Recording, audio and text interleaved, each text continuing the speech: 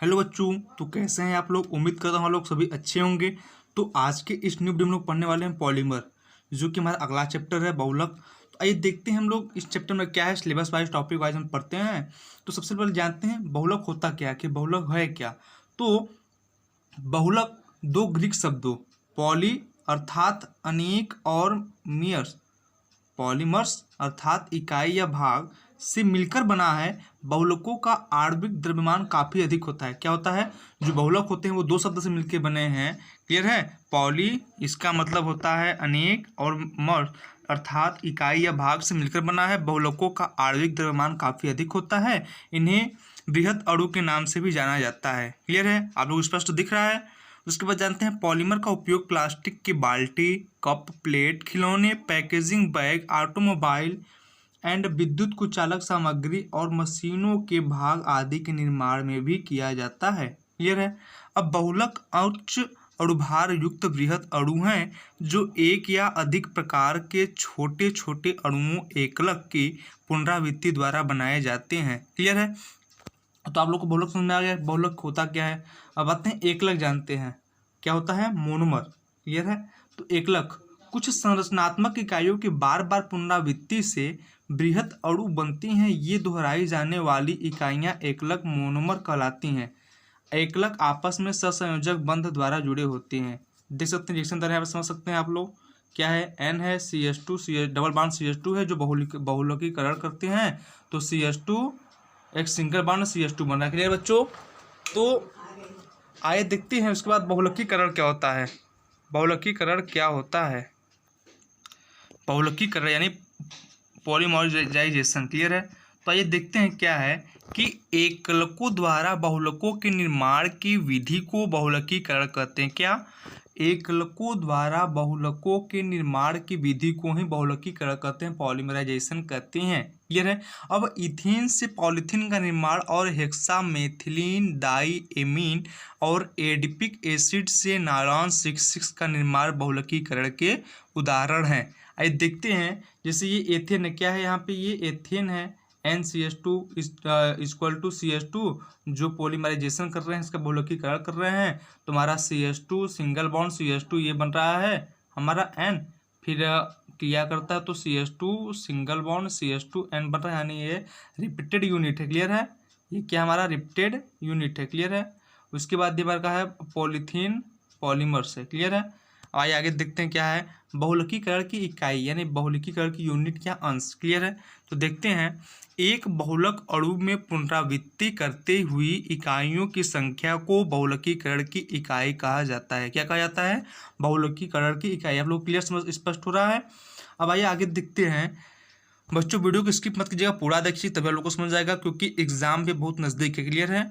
तो अच्छे से पढ़ाई करते रहिए, हम भी आप लोग का सपोर्ट कर रहे हैं। इससे यन से व्यक्त करते हैं बहुलक के एक अणु में एकलक के बहुत से अणुओं की पुनरावृत्ति होती है। अतः बहुलकीकरण की इकाई निश्चित नहीं की जा सकती। जो बहुलकीकरण की इकाई है यूनिट, वो हम निश्चित नहीं कर सकते। क्लियर है, यहाँ से स्पष्ट हो रहा है। अब देख सकते हैं क्या होता है, N इक्वल टू M/N होता है, जहाँ जो कैपिटल M है वो बहुलक का अणुभार है और स्मॉल m एकलक का अणुभार। जो ये M है वो क्या है, बहुलक का अणुभार, और जो अपान जो नीचे है वो एकलक का अणुभार है। क्लियर है। वो बहुलक का अणुभार है, ये एकलक का अणुभार है। क्लियर है। अब आते हैं बहुलकों का वर्गीकरण, यानी बहुलकों का क्लासिफिकेशन। क्लियर है। तो उत्पत्ति स्रोत के आधार पर क्या है, तो उत्पत्ति के आधार पर इन्हें दो भागों में वर्गीकृत किया गया है। किसमें, दो भागों में। पहला क्या है, नेचुरल यानी प्राकृतिक। ये बहुलक प्राकृतिक रूप में से पाए जाते हैं, जैसे प्रोटीन, सेल्यूलोज, रबर, स्टार्च आदि। क्लियर है। आगे दूसरा क्या है, संश्लेषित यानी सिंथेटिक।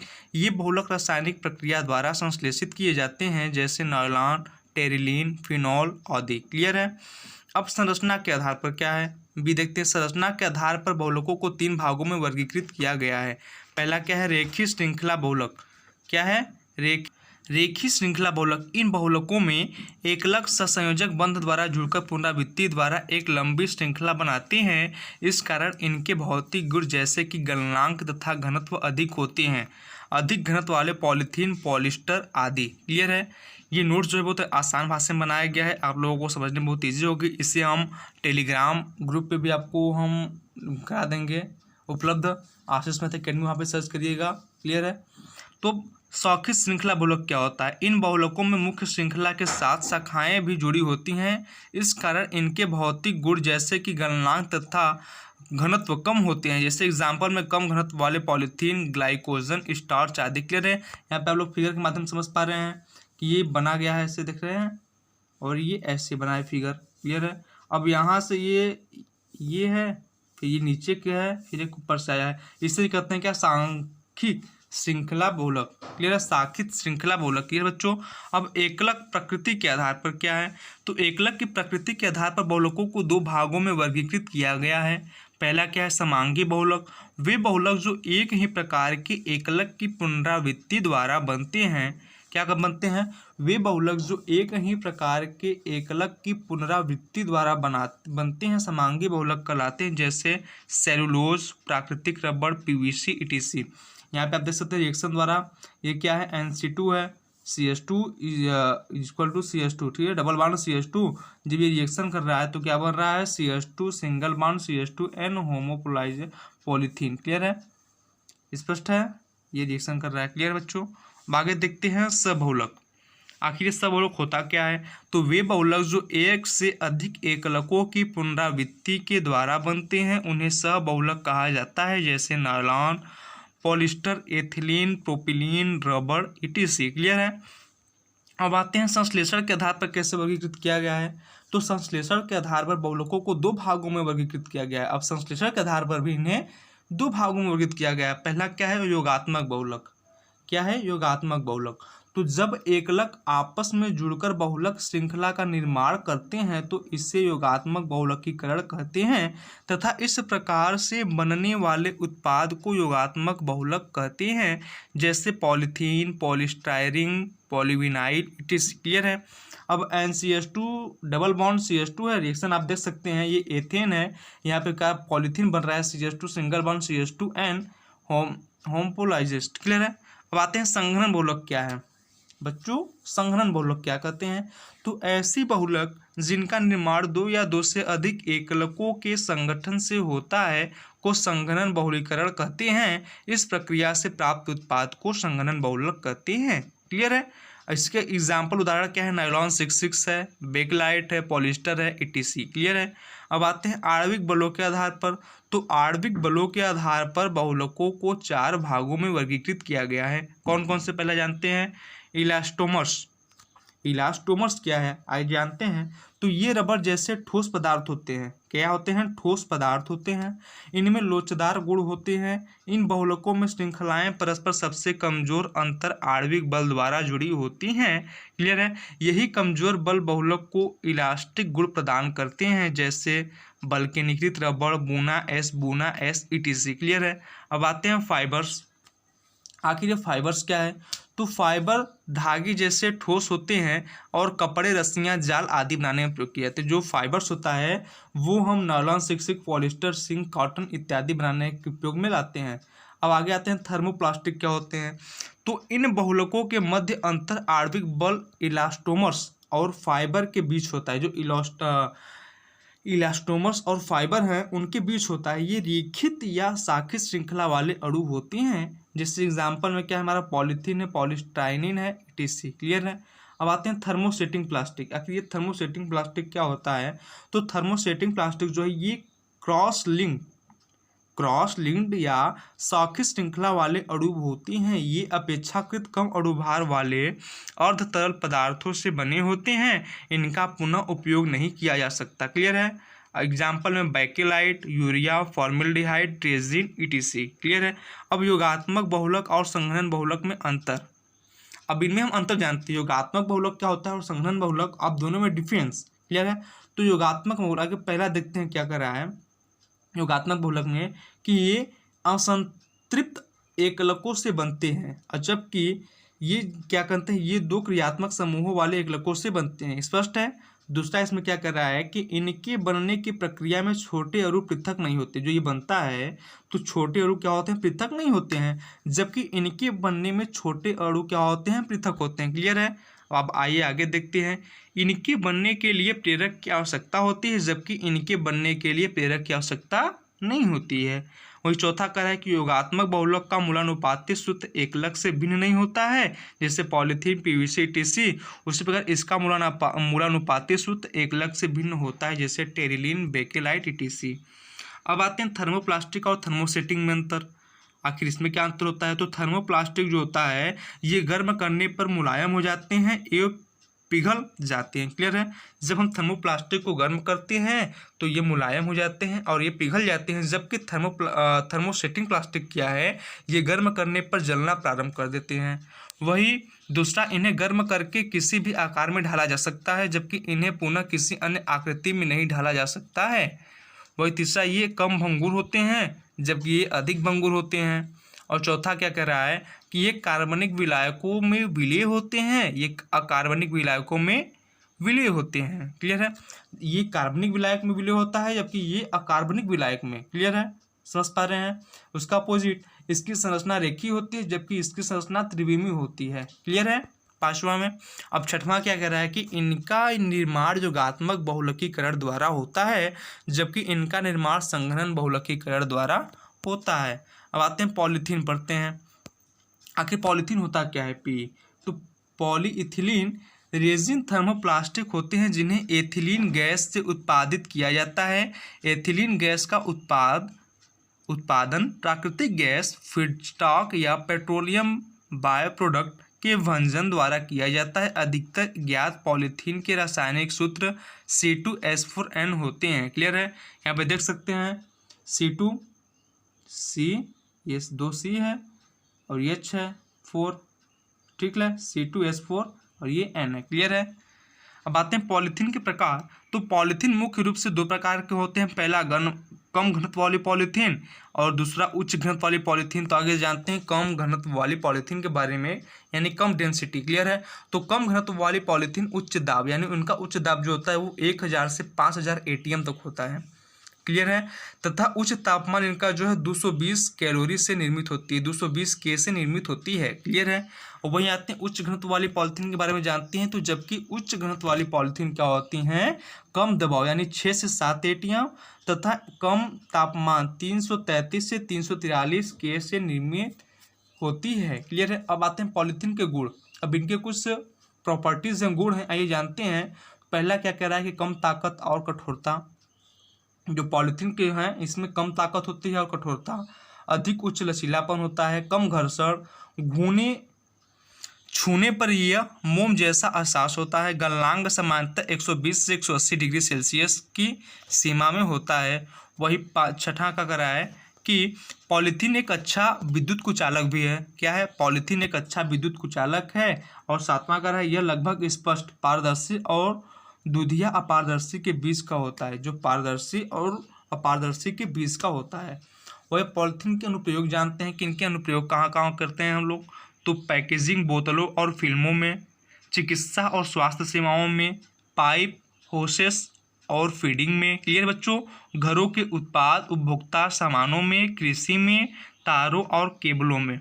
क्लियर बच्चों? तो आइए आगे पढ़ते हैं। बच्चों आप लोगों से बात करना चाहता हूँ कि आप लोगों को ऐसा नोट्स कहीं नहीं मिलेगा, सिर्फ आपको आशीष मैथ अकेडमी पे ही ये मिलेगा। क्लियर बच्चों? आइए जानते हैं पॉलीविनाइल क्लोराइड यानी PVC क्या होता है। ये बहुत ही इंपॉर्टेंट टॉपिक है, PVC।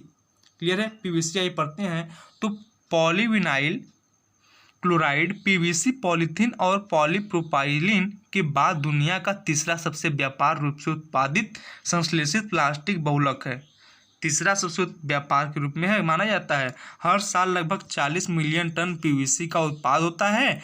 PVC नीलायन क्लोराइड एकलक के बहुलकीकरण द्वारा निर्मित होते हैं। यहाँ रिएक्शन द्वारा आप समझ सकते हैं। क्या है? C है, डबल बॉन्ड C, यहाँ पे H जुड़ा है, इधर ये जुड़ा है। ठीक है? CH2 और इधर CHCl। क्लियर है? इधर H इधर Cl है। रिएक्शन कर रहा है, क्या हो रहा है? C2H2ClHN। क्लियर बच्चों? रिएक्शन में अच्छे से देख लीजिएगा। अब पॉलीविनाइल क्लोराइड के प्रकार क्या हैं? PVC के मूल रूप से मतलब पीवीसी दो मूल रूपों में आता है। क्लियर है। पहला क्या है, कठोर। यह कभी कभी आरपीवीसी नाम से भी जाना जाता है, जबकि लचीला होता है एक, वो प्लम्बिंग, विद्युत, केबल, चमड़े ईटीसी में। क्लियर है। अब पीवीसी के गुण क्या होते हैं, इसके गुण के बारे में जानते हैं। तो पहला क्या कह रहा है कि पीवीसी का ऊष्मीय स्थिरता कम होती है। क्या होती है, इनकी जो होती है ऊष्मीय स्थिरता कम होती है। वही दूसरा कह रहा है कि गलनांक का तापमान 212 डिग्री फ़ारेनहाइट से 100 डिग्री से 500 डिग्री फ़ारेनहाइट या 260 डिग्री सेल्सियस तक होता है। क्लियर है। अब पीवीसी एक अच्छा कुचालक है, कोरोना प्रतिरोध बहुत अच्छा नहीं होता है। क्लियर है। अब आगे देखते हैं। यह रासायनिक रूप से अम्ल, लवण, क्षार, वसा और अल्कोहल के लिए प्रतिरोधी है। यह ईंधन, पेंट और थिनर के लिए प्रतिरोधी होता है। अब पीवीसी के कुछ अनुप्रयोग भी हैं, जानते हैं। पाइप्स, बिजली के तार में निर्माण, साइन बोर्ड्स, कपड़े, स्वास्थ्य देखभाल, फर्श, तार या सब्जी रस्सी। क्लियर है। अब पॉलीस्टाइरीन क्या होता है, तो पॉलीस्टाइरीन एक सिंथेटिक एरोमेटिक हाइड्रोकार्बन बहुलक है। क्या है, पॉलीस्टाइरीन एक सिंथेटिक एरोमेटिक हाइड्रोकार्बन बहुलक है जो एकलक स्टाइरीन से बनाया जाता है। जब स्टाइरीन एकलक आपस में जुड़ते हैं तो पॉलीस्टाइरीन का निर्माण होता है। बहुलकीकरण की इस प्रक्रिया में विनाइल समूह का कार्बन कार्बन पाई बंध टूटता है और नया कार्बन कार्बन सिग्मा बंध बनता है। क्लियर है। यहाँ पे आप देख सकते हैं कि ये जो है रिएक्शन द्वारा आप समझ सकते हैं क्या है, ये बेंजीन तो देखते हैं पॉलीस्टाइरीन के गुण क्या होते हैं। तो पॉलीस्टाइरीन पीएच स्पष्ट है और नॉन पोलर थर्मोप्लास्टिक बनाता है। क्लियर है। इसका बनाना आसान है, आसानी से फोम, फिल्म और शीट में परिवर्तित हो जाते हैं। ये अच्छा विद्युत कुचालक होते हैं, उत्कृष्ट ऑप्टिकल स्पष्टता इनकी होती है, अच्छा रासायनिक प्रतिरोध होता है, इनमें शक्ति कम होती है। क्लियर है। अब पॉलीस्टाइरीन के अनुप्रयोग क्या होते हैं, ये सुरक्षात्मक पैकेजिंग में, सीडी और डीवीडी कवर में, कंटेनर में, ढक्कनों में, बोतलों में, ट्रे में, मॉडल बनाने में तथा डिस्पोजल कटलरी में। क्लियर है। अब आगे देखते हैं क्या कह रहा है कि टेफ्लॉन क्या होता है। तो पॉलीटेट्राफ्लोरोइथाइलिन यानी पीटीएफई। क्लियर है। एक संश्लेषित बहुलक है। फ्लोरोराइथाइलिन को टेफ्लॉनों के नाम से भी जाना जाता है। यह एक फ्लोरोकार्बन ठोस है। यह क्या है, एक फ्लोरोकार्बन ठोस है। क्लियर है। यह एक फ्लोरोकार्बन ठोस है। यह एक उच्च आणविक भार वाला यौगिक होता है जो कि कार्बन और फ्लोरीन द्वारा निर्मित होता है। न तो पानी और न ही पानी युक्त कोई पदार्थ इससे गीला कर सकता है। इससे किसी भी ठोस के घर्षण गुणांक से सबसे कम घर्षण गुणांक होता है। यहाँ पे देख सकते हैं कार्बन कार्बन है और फ्लोरीन फ्लोरीन जुड़ा है। क्लियर है। अब टेफ्लॉन के गुण क्या होते हैं, तो यह एक थर्मोप्लास्टिक बहुलक है। जो कुछ टेफ्लॉन के प्रॉपर्टीज हैं ये देखते हैं। यह एक थर्मोप्लास्टिक बहुलक है। यह कमरे के तापमान पर एक सफेद ठोस होता है। इनका घनत्व तो लगभग 2200 केजी प्रति मीटर क्यूब होता है। इसका गलनांक 600 के यानी 327 डिग्री सेल्सियस से 620 फ़ारेनहाइट होता है।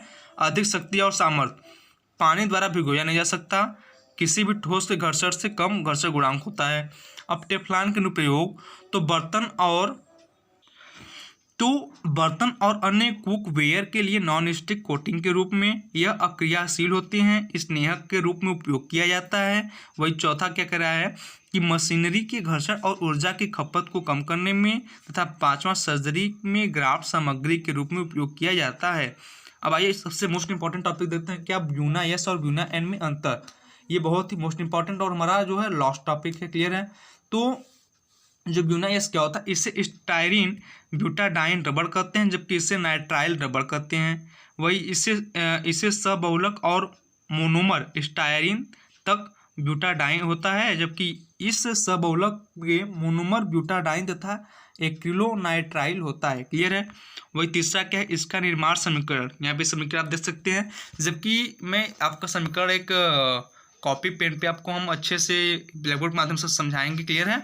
आप यहाँ पे देख सकते हैं, इसका स्क्रीनशॉट ले सकते हैं, क्योंकि इस बार जो है ऑब्जेक्टिव क्वेश्चन यानी ऑनलाइन एग्जाम होने वाले हैं, तो ये रिएक्शन पूछने का कोई चांस है नहीं। क्लियर है। आप लोग थ्योरी पढ़िए, जहाँ तक छोटे छोटे पॉइंटों को विशेष ध्यान दीजिए। क्लियर है। अब आइए देखते हैं आगे क्या है। चौथा क्या कह रहा है कि यह रबड़ के सोल, बेल्ट, हास, पाइप तथा गाड़ियों के टायर आदि बनाने में काम आती है। स्पष्ट है। वही ये क्या कर रहा है ब्यूना एस, यह वायुयान उद्योग, संवहन, बेल्ट, छापे खाने की रोलर्स तथा तेल प्रतिरोधक फैन बनाने में काम आती है। क्लियर बच्चों। तो मैंने पॉलीमर्स इस चैप्टर में आपको कंप्लीट कर दिया है। अगर आप लोगों को जहाँ भी डाउट हो, न समझ में आए, आप हमें कमेंट के माध्यम से पूछ सकते हैं, हम आपको बताने का पूरा प्रयास करेंगे। तब तक के लिए बच्चों धन्यवाद। हम मिलते हैं आपसे अगली वीडियो में। क्लियर है।